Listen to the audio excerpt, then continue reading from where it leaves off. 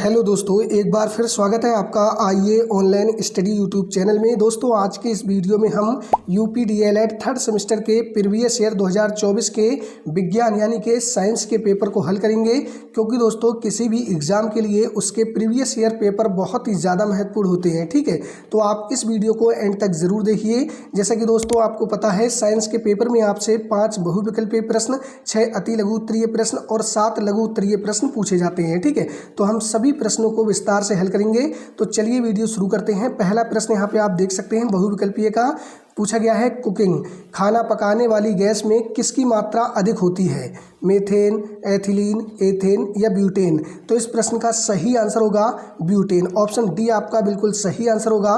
रसोई गैस यानी कि एलपीजी में मुख्यतः ब्यूटेन और प्रोपेन होते हैं। ठीक है, यानी कि ब्यूटेन और प्रोपेन का मिश्रण होती है, जिसमें ब्यूटेन की मात्रा अधिक होती है। तो ऑप्शन डी आपका इस प्रश्न का सही आंसर हो जाएगा।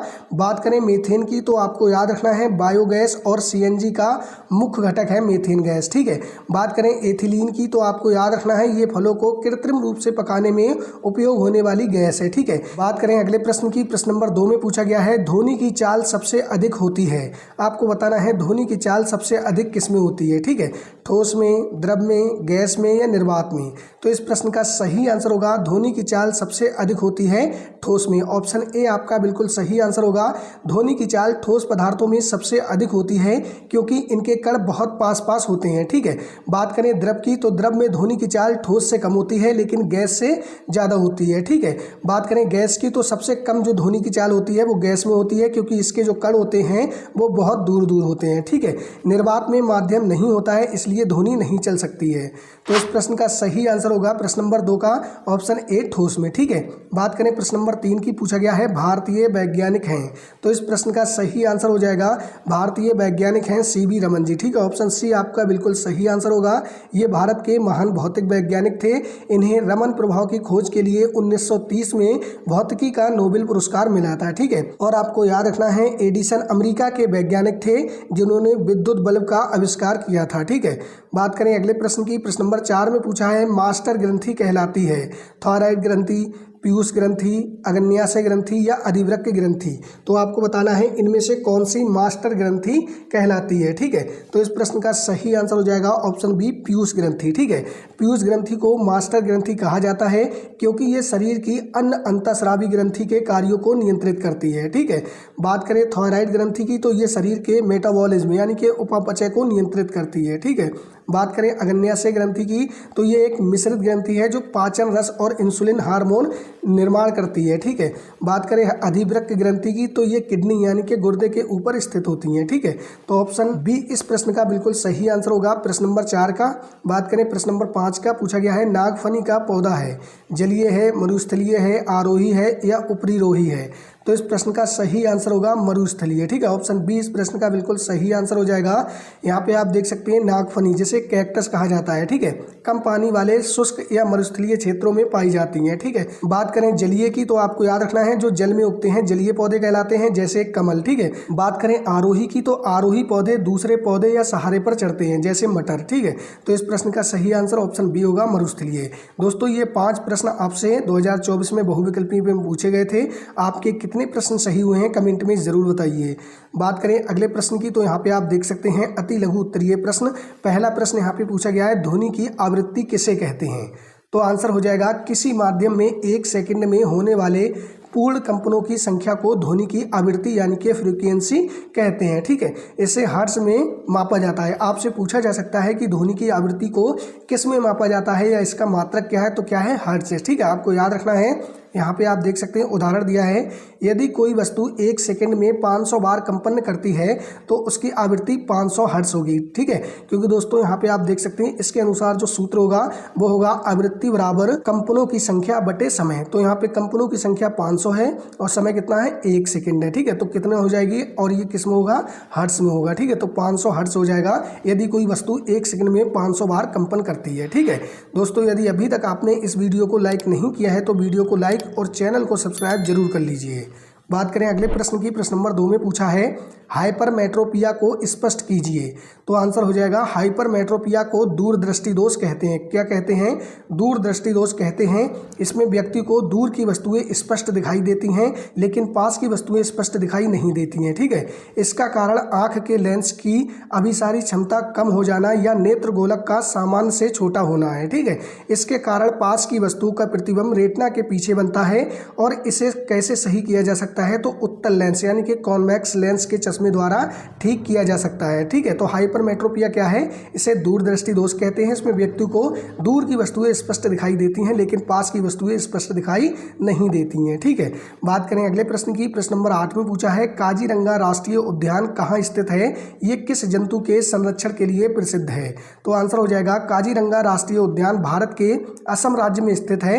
ये मुख्य रूप से एक सींग वाले गेंडे के संरक्षण के लिए विश्व भर में प्रसिद्ध है। ठीक है, तो काजीरंगा राष्ट्रीय उद्यान कहाँ स्थित है? असम राज्य में स्थित है।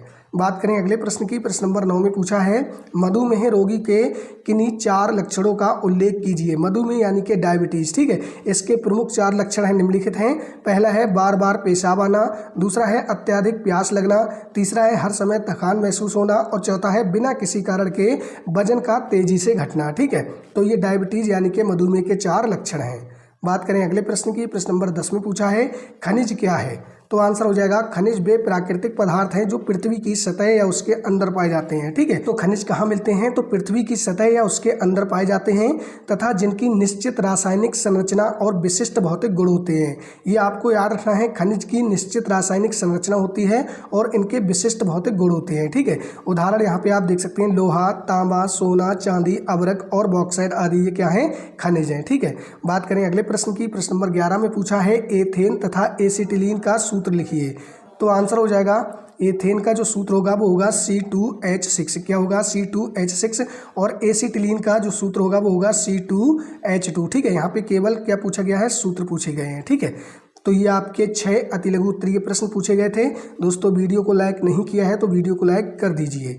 बात करें लघु उत्तरीय प्रश्न की। तो पहला प्रश्न है पार्श्व परिवर्तन का उदाहरण देकर समझाइए।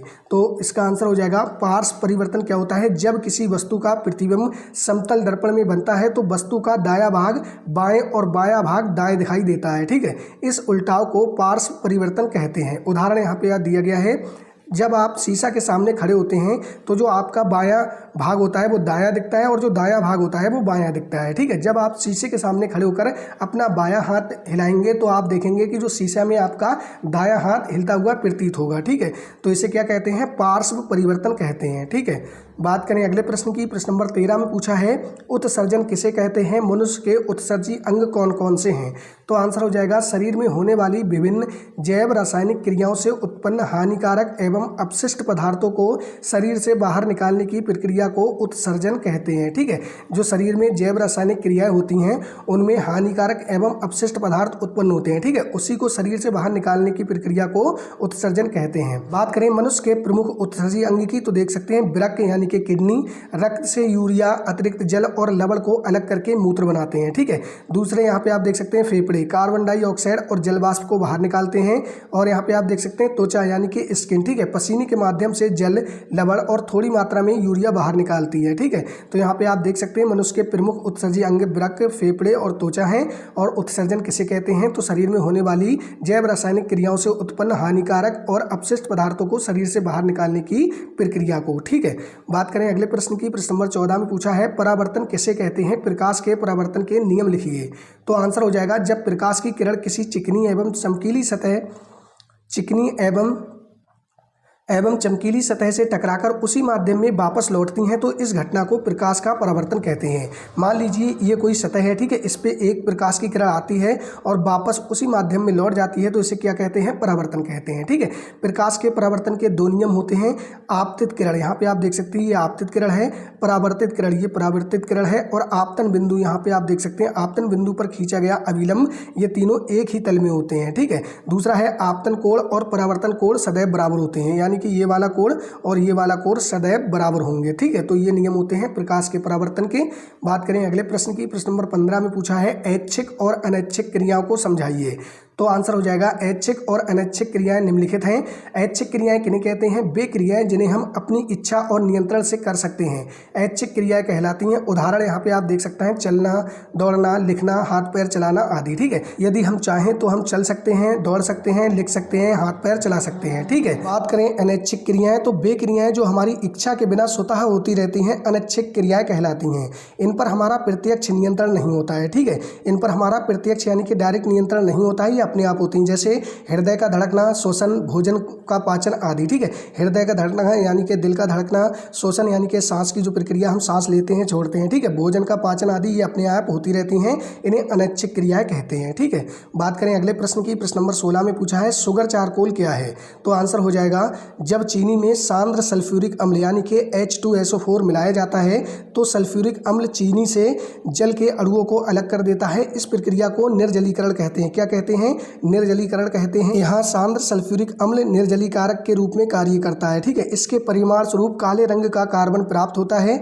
जिसे शुगर चारकोल कहते हैं। ठीक है, तो जब चीनी में सांद्र सल्फ्यूरिक अम्ल यानी कि H2SO4 मिलाया जाता है तो सल्फ्यूरिक अम्ल चीनी से जल के अणुओं को अलग कर देता है। इस प्रक्रिया को निर्जलीकरण कहते हैं। ठीक है, इसके परिमाण स्वरूप काले रंग का कार्बन प्राप्त होता है जिसे शुगर चारकोल कहा जाता है। ठीक है, बात करें अगले प्रश्न की। प्रश्न नंबर 17 में पूछा है खाद्य संरक्षण से आप क्या समझते हैं? तो आंसर हो जाएगा खाद्य संरक्षण यानी कि फूड प्रिजर्वेशन। ठीक है, वह प्रक्रिया है जिसके द्वारा खाद्य पदार्थों को सूक्ष्म जीवों जैसे बैक्टीरिया, फंगस, कीड़ों और रासायनिक परिवर्तनों से बचाकर लंबे समय तक खाने योग्य, सुरक्षित और पौष्टिक बनाए रखा जाता है। ठीक है, इसका मुख्य उद्देश्य भोजन की बर्बादी को रोकना और उसकी सेल्फ लाइफ यानी कि उपयोग अवधि बढ़ाना है। ठीक है, तो खाद्य संरक्षण यानी कि फूड प्रिजर्वेशन क्या है? वो प्रक्रिया जिसके द्वारा खाद्य पदार्थों को सूक्ष्म जीवों, कीड़ों और रासायनिक परिवर्तनों से बचाकर लंबे समय तक खाने योग्य, सुरक्षित और पौष्टिक बनाए रखा जाता है। ठीक है, आप देख सकते हैं खाद्य संरक्षण के मुख्य उद्देश्य एवं महत्व।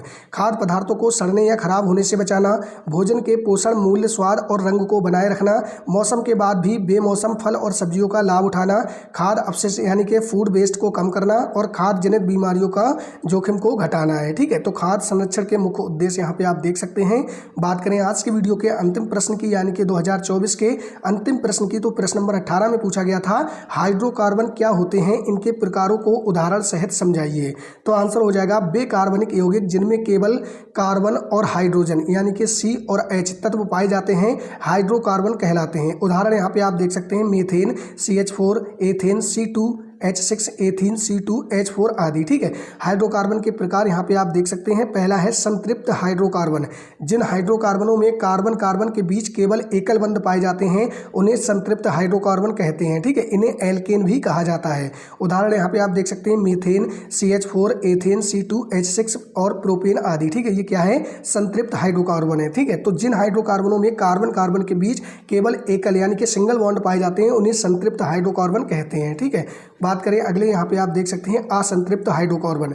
जिन हाइड्रोकार्बनों में कार्बन कार्बन के बीच द्विबंध या त्रिबंध पाया जाता है उन्हें असंतृप्त हाइड्रोकार्बन कहते हैं। ठीक है, इसके दो प्रमुख प्रकार होते हैं एल्कीन और एल्कलाइन। ठीक है, एल्कीन में क्या होता है? इनमें कम से कम एक द्विबंध होता है यानी कि यहाँ पे क्या डबल बॉन्ड होता है। उदाहरण यहाँ पे आप देख सकते हैं एथीन C2H4। ठीक है, यहाँ पे आप देख सकते हैं डबल बॉन्ड। और बात करें एल्कलाइन की तो इनमें कम से कम एक त्रिबंध होता है। ठीक है, उदाहरण यहाँ पे आप देख सकते हैं एसिटिलीन C2H6। ठीक है, इसमें क्या है? त्रिबंध है। ठीक है, तो यहाँ पे आप देख सकते हैं संतृप्त हाइड्रोकार्बन और असंतृप्त हाइड्रोकार्बन। तो दोस्तों ये 18 प्रश्न आपसे 2024 के पेपर में पूछे गए थे। दोस्तों वीडियो कैसी लगी? वीडियो अच्छी लगी हो तो वीडियो को लाइक और चैनल को सब्सक्राइब कर लीजिए। यूपी डीएलएड से संबंधित सभी लेटेस्ट अपडेट और क्लासेज के लिए आप चैनल को सब्सक्राइब करके रखिएगा।